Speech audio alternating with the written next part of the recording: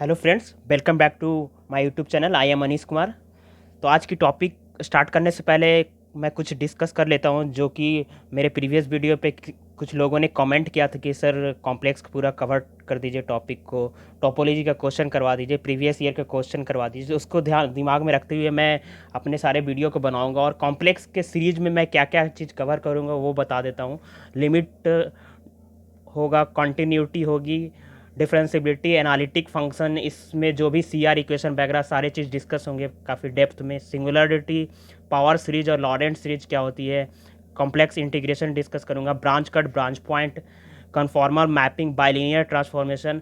उसके साथ साथ थ्योरी के साथ साथ मैं सी एस आर नेट में जो भी क्वेश्चन प्रीवियस ईयर पूछे गए हैं, गेट में जो भी क्वेश्चन पूछे गए हैं, अदर स्टैंडर्ड क्वेश्चन जो भी हो सकते हैं से related example, other university entrance exam में क्या क्या क्वेश्चन पूछे गए हैं, ये सारे क्वेश्चन साथ में कराऊंगा।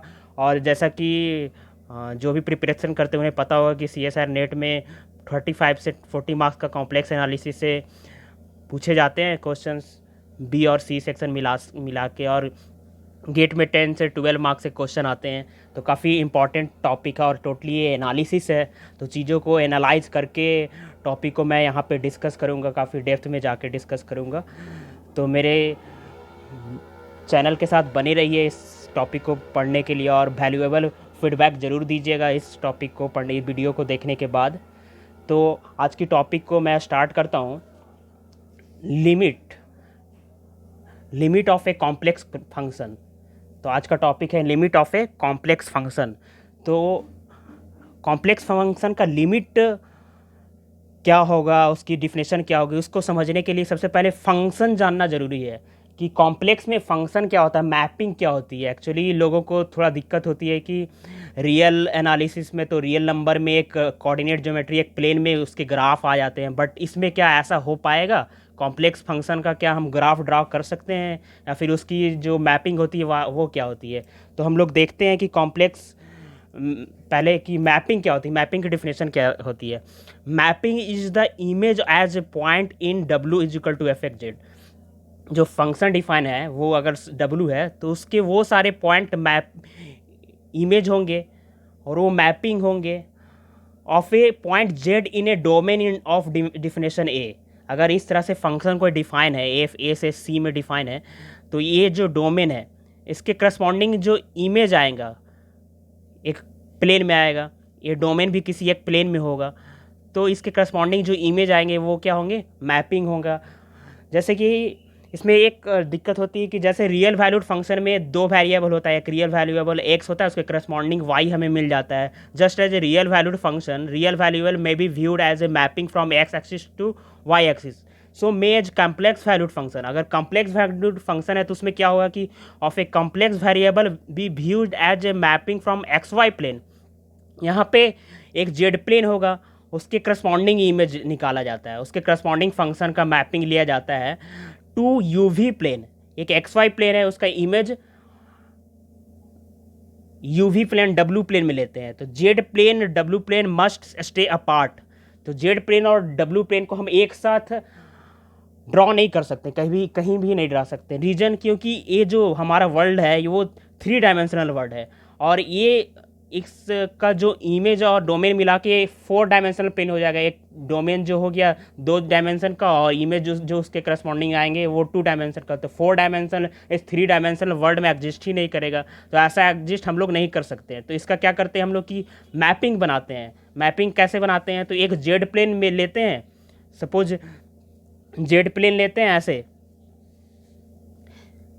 जेड प्लेन में कोई, ये जेड प्लेन है, इसमें समथिंग पॉइंट लेंगे जिसका कि क्या ला सकते हैं हम लोग, इसका करस्पॉन्डिंग इमेज ऐसे निकाल सकते हैं डब्ल्यू प्लेन में। सपोज एग्जांपल के लिए जैसे ये गिवन है डब्ल्यू equal to f z equal to z square given है, तो जेड स्क्वायर को यूवी के टर्म में रियल वैल्यूड और रियल पार्ट और इमेजिनरी पार्ट में इस तरह से कन्वर्ट कर सकते हैं। X plus y i y का होल स्क्वायर करेंगे तो ये चीज़ आ जाएगा, जहाँ पे यू का वैल्यू ये होगा और वी का वैल्यू ये होगा। तो कैसे निकालेंगे करस्पॉन्डिंग इमेज? जैसे हम अगर जेड का वैल्यू 1 2 लेते हैं, यहाँ पे जेड प्लेन में 1 2 कोई एक कोऑर्डिनेट लेते हैं, इस प्लेन में कोई एक पॉइंट लेते हैं, तो उसके करस्पॉन्डिंग हमें मैपिंग इस प्लेन में मिलेगी। तो डिफरेंस ये होता है कि दोनों को एक साथ एक ग्राफ में ड्रा नहीं किया जा सकता। कॉम्प्लेक्स फंक्शन को उसकी मैपिंग देख सकते हैं, जैसे एक प्लेन है उसके करस्पॉन्डिंग इधर एक प्लेन में मिलेगा इमेज।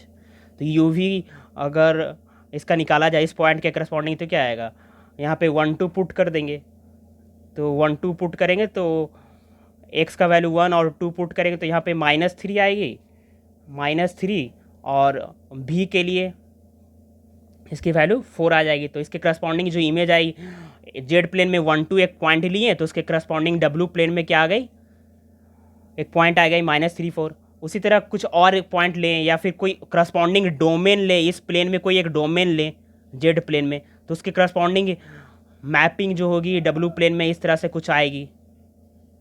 तो मेरे इस मैपिंग को बताने का व्यू है कि जैसे लिमिट में हम पढ़ेंगे तो उसका फंक्शन के बारे में पढ़ेंगे, तो फंक्शन क्या होता है उसके पहले जानना जरूरी होता है कि फंक्शन अगर कॉम्प्लेक्स वैल्यूड फंक्शन होता क्या है और उसकी ज्योमेट्रिकली कैसे इसको विजुअलाइज कर सकते हैं। तो इसका मतलब यही है कि जेड प्लेन में कोई भी पॉइंट ले, कोई भी डोमेन ले, तो उसके करस्पॉन्डिंग दूसरे प्लेन में एक मैपिंग मिलेगी।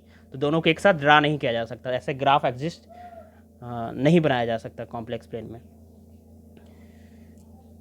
ठीक है, तो नेक्स्ट हम लोग आते हैं लिमिट पे। लिमिट की डिफिनेशन क्या होती है, इसकी ज्योमेट्रिकल मीनिंग क्या होती है और इसकी डिफिनेशन क्या होती है। तो स्टार्ट करते हैं। लेट एफ एक कोई फंक्शन है डी से सी में be a function and z not is a limit point of d. यहाँ पे जिस पॉइंट पे हम लिमिट डिफाइन कर रहे हैं वो डोमेन का क्या है, लिमिट पॉइंट है, not belongs to d. Z not जो है लिमिट पॉइंट है। Then a complex number l is said to be limit of a function. L को फंक्शन का लिमिट कहेंगे at z tends to Z not, जिसको इस तरह से डिनोट करेंगे। लिमिट अगर z tends to Z not पे निकालें तो एफ जेड की वैल्यू एल आ रहा है, तो एल जो है इस फंक्शन का लिमिटिंग वैल्यू है z tends to Z not पे। कब, तो इसकी जो डिफिनेशन होती है epsilon delta definition, if for all epsilon positive there exist, सारे एप्सिलॉन के लिए एक उसके करस्पॉन्डिंग एक डेल्टा मिलना चाहिए, देयर एग्जिस्ट कर जाना ही चाहिए एप्सिलॉन के लिए, such that whenever z belongs to d, मतलब जितने भी डोमेन के एलिमेंट होंगे, deleted neighbourhood of Z not imply क्या करेगा, mod of f z minus l less than epsilon. तो यहाँ पे लिमिट ऑफ फंक्शन का डिफिनेशन इस तरह से हो गया कि कोई भी एप्सिलॉन के लिए एक ऐसा डेल्टा मिल जाना चाहिए जो इस कंडीशन को सेटिस्फाई करे। ये epsilon delta definition of limit हो गया। ऐसा मैंने रियल एनालिसिस में भी ये इस टॉपिक पे वीडियो बना चुका हूँ, जिन्होंने नहीं देखा वो मेरे प्लेलिस्ट में जाके देख सकते हैं। सिमिलरली डिफाइन किया हुआ था, उसके ज्योमेट्रिकल मीनिंग वहाँ भी मैंने बताया था और यहाँ भी मैं इसे एक्सप्लेन करता हूँ आगे। तो अगर ऐसा एल एग्जिस्ट नहीं करेगा तो f z does not have limit at z tends to z. ऐसा अगर एल ऐसे कंडीशन को सेटिस्फाई कर देगा तो एल एग्जिस्ट बोलेंगे कि एल एग्जिस्ट कर रहा है, लिमिट एग्जिस्ट कर रहा है। अगर एल ऐसा एग्जिस्ट नहीं करेगा तो बोलेंगे कि F z does not have limit at z tends to Z not. तो इसकी ज्योमेट्रिकली विजुअलाइजेशन करते हैं होता क्या है। सपोज कोई जेड प्लेन है, उसके किसी पॉइंट पे हमें अगर क्या करना है, लिमिट निकालना है, तो उसके करस्पॉन्डिंग एक डब्ल्यू प्लेन में उसकी इमेज आएगी, जेड प्लेन की इमेज, जैसे मैपिंग मैंने बताया। तो डब्ल्यू प्लेन में क्या होगा, एल होगा कहीं किसी पॉइंट पे। तो यहाँ पे क्या होता है फ्रेंड्स कि इसके कोई भी नेबरहुड लिया जाए, इसका कोई भी नेबरहुड, सपोज एप्सिलॉन ये रेडियस है और ये इसको इक्वल नहीं है, एल यहाँ पे मैंने डिलीटेड रखा है, और ये एप्सिलॉन रेडियस का एक एल सेंटर मान के नेबरहुड बनाया है। तो उसके करस्पॉन्डिंग क्या होगा कि एक डेल्टा मिलना चाहिए, डेल्टा रेडियस हो और जेड नॉट हो, और जेड नॉट उस नेबरहुड में इंक्लूड नहीं होना चाहिए। जेड नॉट क्या होना चाहिए, उस इस डोमेन का लिमिट पॉइंट हो सकता है, क्योंकि इस पॉइंट पे अगर कोई भी रेडियस का नेबरहुड बनाएंगे तो इस नेबरहुड इस डोमेन का बहुत सारे पॉइंट को इंक्लूड करेगा, तो ये लिमिट पॉइंट हो सकता है, बट ये नेबरहुड में बिलोंग नहीं करता है जब हम किसी पॉइंट पे लिमिट निकालते हैं। ये चीज़ मैंने पहले भी डिस्कस किया था। तो ये इसलिए यहाँ पे जो होता है वो डिलीटेड नेबरहुड लिया जाता है। तो कोई भी एल का कोई भी नेबरहुड लें तो उसके करस्पॉन्डिंग अगर एक ऐसा डेल्टा मिल जाए जिसके करस्पॉन्डिंग इस डोमेन का इमेज क्या होना चाहिए, इस डोमेन का इमेज इस नेबरहुड में बिलोंग करना चाहिए। इस डोमेन का जो इमेज होगा, क्या कर रहे हैं एक बार फिर से देखते हैं कि एल सेंटर मान के एप्सिलॉन नेबरहुड का अगर कोई बॉल बनाते हैं, ओपन बॉल बनाते हैं कॉम्प्लेक्स प्लेन में, तो उसके करस्पॉन्डिंग एक डेल्टा मिलना चाहिए जो कि जेड नॉट के सेंटर वाले नेबरहुड का रेडियस होगा। और ऐसा मिल गया डेल्टा, उसके बाद इसकी जो इमेज होनी चाहिए क्या होनी चाहिए, इस नेबरहुड में बिलोंग करना चाहिए। इसको मैथमेटिकली ऐसे लिख सकते हैं कि b delta z not minus z not की जो इमेज होने चाहिए, फंक्शन का जो इमेज होना चाहिए, कंटेंट होना चाहिए बी एप्सिलॉन एल में। इस तरह से मैथमेटिकली लिख सकते हैं। This is the epsilon delta definition of limit of complex valued function. इस तरह से इसकी ज्योमेट्री होती है। अब इस पर कुछ एग्जाम्पल देखते हैं कि कोई क्वेश्चन दिया हुआ है तो एप्सिलॉन डेल्टा डिफिनेशन से इस क्वेश्चन को कैसे करेंगे। सपोज फर्स्ट जैसे मैंने एग्जांपल लिया है कि F Z is equal to I Z bar upon 2 given है in open disc mod Z less than 2।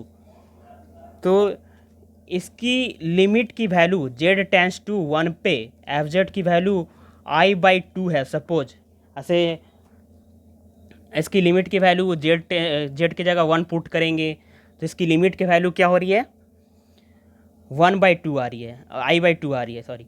तो इसको एप्सिलॉन डेल्टा से कैसे प्रूफ करेंगे, तो जैसे मैंने रियल में किया था उसको सिमिलर अप्रोच यहाँ पे यूज करूँगा। आई Z bar sorry F z minus I/2 for all epsilon होता है। तो एक एप्सिलॉन ऐसा लेके चलते हैं, फिर दिखाते हैं कि एक ऐसा डेल्टा मिलता है कि नहीं। तो एफ जेड के वैल्यू क्या है, आई Z bar upon 2 minus I/2।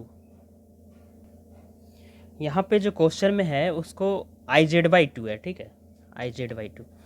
तो इसकी लिमिट निकालते हैं। तो ये फॉर ऑल एप्सिलॉन लेके चला हूँ मैं, लेस देन एप्सिलॉन क्या होगा, इसकी वैल्यू जेड माइनस 1/2, आई मॉडलो से बाहर आएगा तो उसकी वैल्यू 1 हो जाएगी, लेस देन 2। अब इसको क्या लिख सकते हैं, Z minus 1 less than 2 epsilon. अगर ऐसा फॉर ऑल एप्सिलॉन के लिए मॉड जेड माइनस 1 की वैल्यू अगर 2 एप्सिलॉन को अगर डेल्टा इक्वल लिख दे तो क्या हो रहा है कि फॉर एप्सिलॉन के लिए यहाँ पे एक डेल्टा मिल जा रहा है एज दिस डिलीटेड नेबरहुड। तो यहाँ पे एप्सिलॉन डेल्टा डिफिनेशन से क्या हो रहा है कि for deleted neighbourhood of 1 less than delta imply कर रहा है f z minus I/2 less than epsilon. तो एप्सिलॉन डेल्टा डिफिनेशन से ये क्या हो रहा है कि इसकी वैल्यू I/2 हो रही है। इसको ज्योमेट्रिकली देख सकते हैं। क्या होता है कि यहाँ पे कोई पॉइंट 1 होगा तो 1 पे एक नेबरहुड लिए और इसकी वैल्यू I/2 कहीं यहाँ पे होगी। तो I/2 के सेंटर मान के कोई भी रेडियस का अगर ओपन बॉल बनाए तो ये जो उसके करस्पॉन्डिंग जो है एक प्री इमेज मिलेगी डेल्टा नेबरहुड का एट द पॉइंट 1 पे। ये जो है डिलीटेड नेबरहुड मिला तो इसकी जो इमेज होगा वो इसमें बिलोंग करेगा। यहाँ पे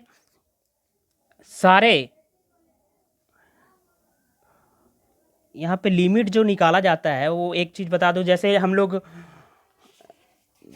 रियल लाइन फंक्शन में लिमिट निकालते थे तो left hand right hand approach करते थे। जिस तरह यहाँ पे अगर कोई रियल वैल्यूड फंक्शन है और उस किसी पॉइंट पे अगर लिमिट निकालते थे तो इस पॉइंट को इधर से राइट से और लेफ्ट से इस तरह से किसी तरह से अप्रोच करे तो इसकी वैल्यू जो इमेज आनी चाहिए यहाँ पे अप्रोच करनी होती थी, तो उसको बोलते थे उसकी लिमिटिंग वैल्यू ये आएगी। उसी तरह यहाँ पे कॉम्प्लेक्स में अगर किसी पॉइंट पे कॉम्प्लेक्स वैल्यूड फंक्शन के किसी पॉइंट पे अगर लिमिट निकाल रहे हैं तो क्या होना चाहिए, किधर से भी इस नेबरहुड के किसी भी डायरेक्शन से इसमें अप्रोच किया जाए, इस तरह से टेंस किया जाए तो उसकी जो लिमिटिंग वैल्यू होनी चाहिए वो उसके बराबर, सारे अप्रोचेज के लिए, सारे डायरेक्शन, सारे पाथ के लिए इसकी वैल्यू एल आनी चाहिए, तब बोलते हैं लिमिट होती है।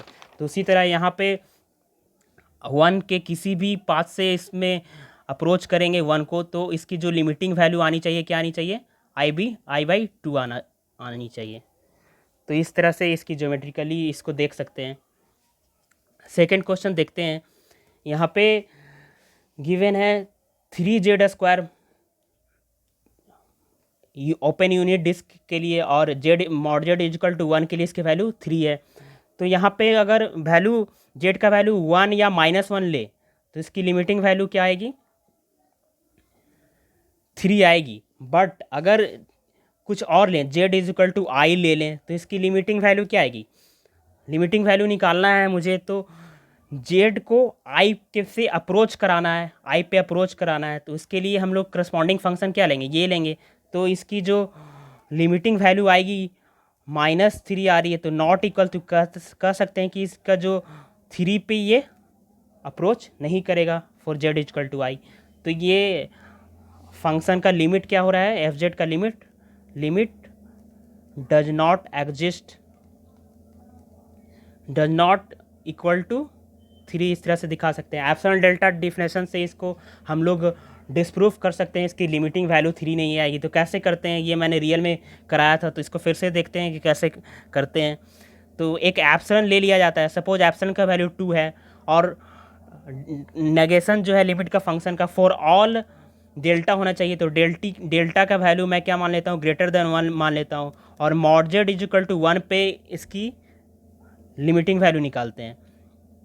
तो मॉड जेड इक्वल टू 1 है तो ये लेस देन डेल्टा है, क्योंकि डेल्टा का वैल्यू मैंने फॉर ऑल डेल्टा होता है यहाँ पे, और उसके लिए एक ऐसा एप्सिलॉन मिल जाना चाहिए कि जो कि आगे देखते हैं क्या होना चाहिए। लेस देन डेल्टा तो हुआ, बट एफ जेड क्या है, 3z², 3z² में 1 mod z equal to 1 put करेंगे तो 3 होगा,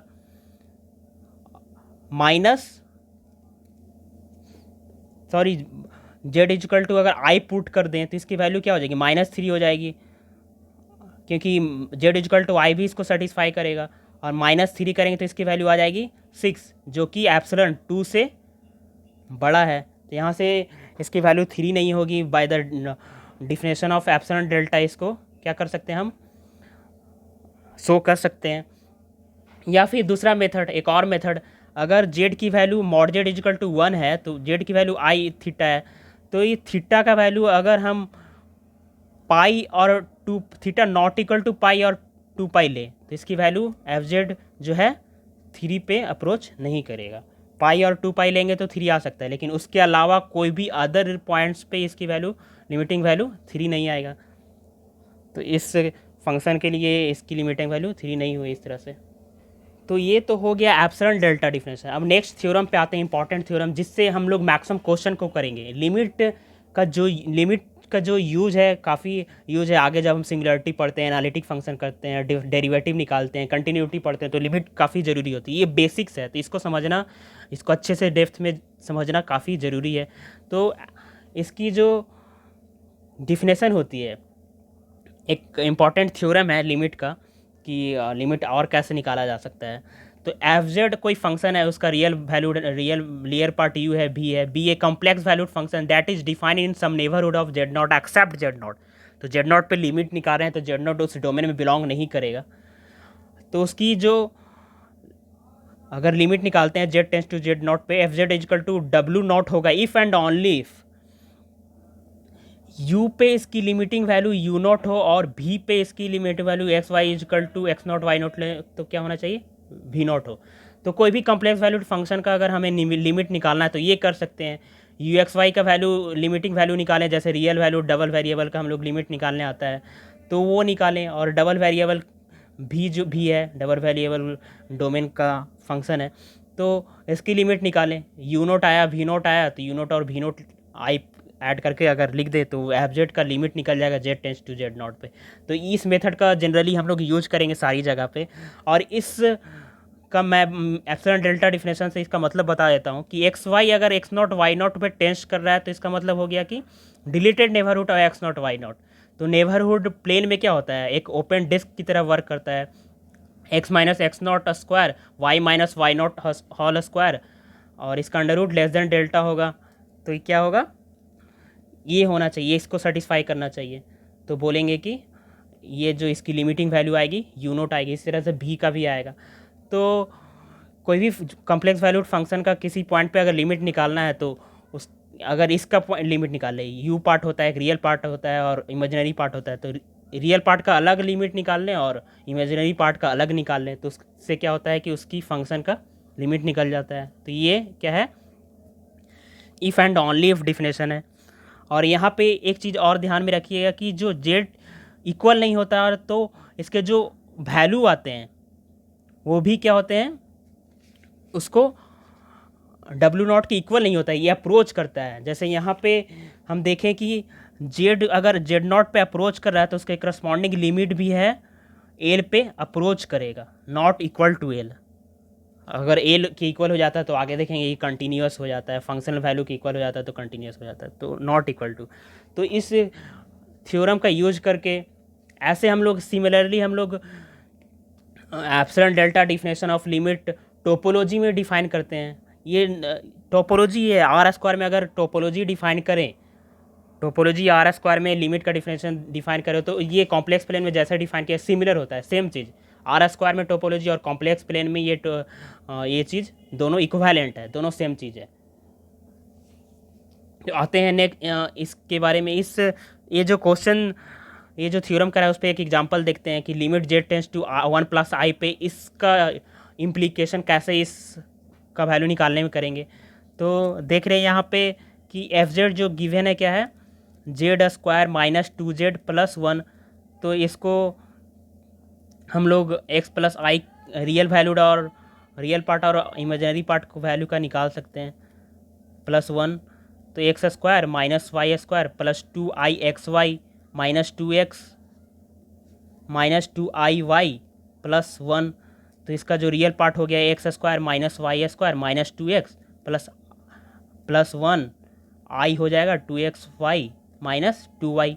तो यहाँ से हमें ux y का वैल्यू निकाल सकते हैं, x tends y tends to x 1 और 1 हो जाएगा, इसकी y कोऑर्डिनेट 1 है कोफिशिएंट। तो इसकी वैल्यू यहाँ से इसमें पुट करके u का वैल्यू निकाल देंगे और लिमिट x टेंस टू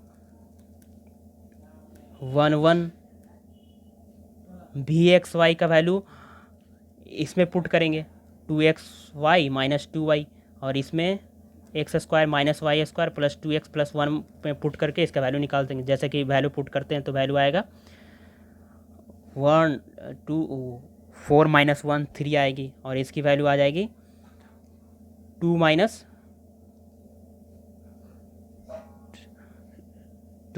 0 आएगी। इस तरह से इसकी वैल्यू यू वी का अलग अलग करके इसका वैल्यू निकाला जा सकता है। अब नेक्स्ट एग्जांपल पे आते हैं। कोई फंक्शन दिया हुआ है, रियल वैल्यूड फंक्शन दिया हुआ है, कॉम्प्लेक्स रियल नंबर जैसा भी जानते हैं, रियल नंबर होता है तो कॉम्प्लेक्स नंबर भी होता है, कॉम्प्लेक्स नंबर हो तो ज़रूरी नहीं रियल नंबर। तो ये भी एक function, suppose real valued function है तो ये कॉम्प्लेक्स वैल्यूड फंक्शन भी हो गया। तो ये इसकी लिमिट निकालने हैं तो हमें क्या करना है, लिमिट xy टेंस टू 0 0 पे इसकी वैल्यू निकालनी है। तो हम लोग 0 0 पे अगर लिमिट निकालना है, सपोज 0 0 पे लिमिट निकालना है तो 0 के नेबरहुड के में क्या करेंगे कि 0 का जो नेबरहुड है उसके सारे डायरेक्शन से 0 पे अप्रोच करने पे उसकी वैल्यू सेम आनी चाहिए। अगर ऐसा होता है तभी बोलेंगे कि लिमिट का वैल्यू एग्जिस्ट होना चाहिए। ये काफ़ी इंपॉर्टेंट है कि लिमिट एग्जिस्ट किसी एक पाथ पे देख लेते हैं हम लोग तो वो ऐसे नहीं होता है। इस नेबरहुड में क्या होना चाहिए, किसी भी डायरेक्शन से अप्रोच करें, इस डायरेक्शन से इस डायरेक्शन से किसी भी डायरेक्शन से अप्रोच करें तो उसकी जो वैल्यू आनी चाहिए, लिमिटिंग वैल्यू आनी चाहिए, सेम आएगी तभी बोलेंगे कि लिमिट एग्जिस्ट करता है। और जानते हैं कि लिमिट यूनिक होता है तो यूनिक ही आएगी, एक ही आती है। तो अगर अलग अलग आती है तो ऐसा लिमिट एग्जिस्ट नहीं करता है। सिमिलर हम लोग रियल वैल्यूड फंक्शन में रियल एनालिसिस में क्या करते थे कि किसी पॉइंट पर अगर लिमिट निकालना होता था तो उसको एक ही इधर या इधर से अप्रोच किया जा सकता था क्योंकि एक लाइन पे होता था किसी पॉइंट। यहाँ पे कॉम्प्लेक्स प्लेन है तो ये प्लेन आ गया तो इसमें एक नेबरहुड आ जाता है और इसमें ओपन नेबरहुड जो होता है इंटरवल आता है, इसके कारण इसको लेफ्ट हैंड से और राइट हैंड से अप्रोच करते थे और दोनों अप्रोच से अगर वैल्यू सेम आता था तो बोलते थे लिमिट एग्जिस्ट होता था। उसी अप्रोच का यहाँ पे यूज करेंगे। अलॉन्ग अगर एक्सिस पे ले लें, तो एक्स एक्सिस पे क्या लेंगे तो एक्स वाई क्या हो जाएगी अलॉन्ग एक्स एक्सिस, तो y इज इक्वल टू 0 हो जाएगा। तो यहाँ पे limit x Y tends to इस पाथ के अलॉन्ग चेक कर रहे हैं, तो इसमें अगर एफ जेड की value limit x Y tends to 0 0 करते हैं, तो y की वैल्यू 0 रखेंगे तो इसकी वैल्यू टोटली वैल्यू क्या हो जाएगी x into 0 upon x square plus 0, तो वैल्यू 0 आ जाएगी। अब दूसरे पाथ के अलॉन्ग चेक करते हैं, suppose y is equal to x path है, या जनरल पाथ ले लेते हैं। ये ऑरिजिन से पास करता हुआ लाइन का इक्वेशन क्या होता है जनरल एम एक्स होता है, एम वैरी करते जाएगा तो ये सारा पूरा इस पॉइंट के करस्पॉन्डिंग क्या हो जाएगी लाइन मिल जाएगी। तो y is equal to M x path के अलॉन्ग चेक करते हैं इसकी लिमिट वैल्यू, तो अगर x टेंस टू 0 है तो y टेंस टू 0 हो जाएगी, x Y tends to 0 F z, इसमें y equal to M x put करते हैं तो x m x upon x square plus m square y x square आएगी, और क्या हो जाएगा यहाँ से अगर एक्स स्क्वायर कॉमन ले ले तो m upon x square plus 1 by m square, x square से एक्स स्क्वायर कट गया, तो इसके जो लिमिटिंग वैल्यू है कि एम पे डिपेंड कर गया, तो एम वैरी करेगा तो लिमिटिंग वैल्यू भी क्या होगी कि वैरी करेगी। तो यहाँ से बोल सकते हैं कि इसकी लिमिट एग्जिस्ट नहीं कर रही है, क्योंकि सारे पाथ के करस्पॉन्डिंग लिमिट वैल्यू सेम नहीं आ रही है। यहाँ पे अगर एक्स एक्सिस पे पॉइंट लेते हैं तो इसकी वैल्यू 0 आ रही है, बट यहाँ पे एम पे डिपेंड करता है, एम 1 लेंगे तो चेंज हो जाएगा 1 नॉट इक्वल टू 0, तो limit exist limit doesn't exist हो जाएगा। इस पर एक और एग्जांपल देखते हैं, जैसा मैंने लिया है limit x Y tends to 0 0 F Z is equal to Z upon Z bar, तो जेड अपॉन जेड बार क्या हो गया X plus I Y upon X minus I Y होगी। तो इसकी भी अगर हम different path y is equal to M x path ले लें तो इसकी लिमिटिंग वैल्यू क्या है y की जगह एम एक्स रख देंगे तो x plus I am x हो जाएगा, x minus I am x हो जाएगा, तो एक्स से एक्स कट जाएगा, तो इसकी value limit x Y tends to 0 0 पे इसकी फंक्शन की वैल्यू निकाल रहे हैं एफ जेड की वैल्यू, तो एक्स से एक्स कट जाएगी तो 1 plus I am upon 1 minus I am हो जाएगा इसके वैल्यू। तो यहाँ पे भी ये जो है एम का डिफरेंट पाथ ले, एम एक्स पाथ लिए डिफरेंट वैल्यू एम का होगा तो डिफरेंट वैल्यू आएगा, क्योंकि एम यहाँ पे आर्बिट्री है तो इसकी भी लिमिट एग्जिस्ट नहीं करेगी। एक चीज़ और यहाँ पे बता दूँ नेक्स्ट की लिमिट एट इन्फिनिटी निकालनी है, काफ़ी इंपॉर्टेंट है। जैसे हम लोग सिंगुलरिटी निकालते हैं इन्फिनिटी में निकालना तो वहाँ पे यूज होता है, तो यहाँ पे मैं बता देता हूँ कि लिमिट एट अगर इन्फिनिटी निकालना हो तो z tends to infinity f z equal to dot not if and only, अगर इन्फिनिटी पे निकालना है तो जेड टेंस टू 0 पे निकाल लें और इसकी वैल्यू क्या हो जाए एफ 1 बाई जेड का जेड टेंस टू 0 पे निकाल लें तो दोनों वैल्यू सेम होती है। तो इन्फिनिटी पे निकालना थोड़ा डिफिकल्ट होता है तो क्या करेंगे एफ 1 बाई जेड कर देंगे और जेड टेंस टू 0 पे निकाल लेंगे। जैसे एक एग्जाम्पल इस पर देखते हैं, ये फंक्शन गिवन है तो लिमिट जेड टेंस टू क्या करेंगे 0 लेंगे और एफ 1 बाई जेड का वैल्यू निकालेंगे इसके निकालने के लिए, तो लिमिट जेड टेंस टू 0 होगा